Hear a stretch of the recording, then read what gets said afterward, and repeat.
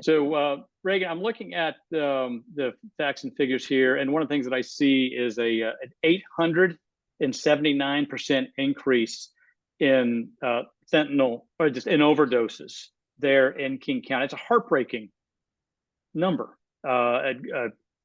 mind-boggling. What has been the reaction to the community there to that? I think those who are engaged enough to know it's gut-wrenching. And if you're a family member of somebody who died, it's the most important thing to you in the world. I still think the public doesn't understand how bad the scale of the problem is. So we're shouting it from the rooftops every chance we get. It's the fentanyl that is so cheap on the streets, Ben. That's one of the challenges that we face. You know, you can get a pill for $2 or $3. It doesn't cost as much as some of the other drugs. And that availability from the super labs has just made it so much more available.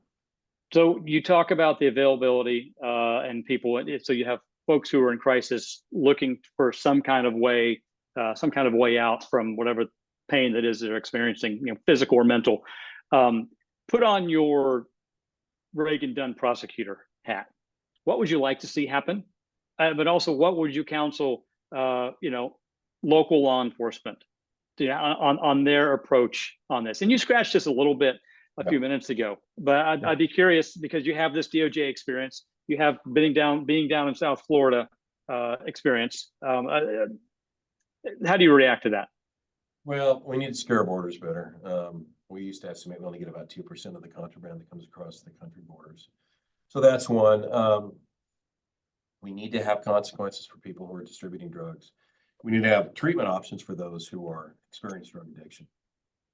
So one program we've had up here is if somebody gets arrested for possession charge, they can go to treatment as opposed to be prosecuted. So that's an important part of it.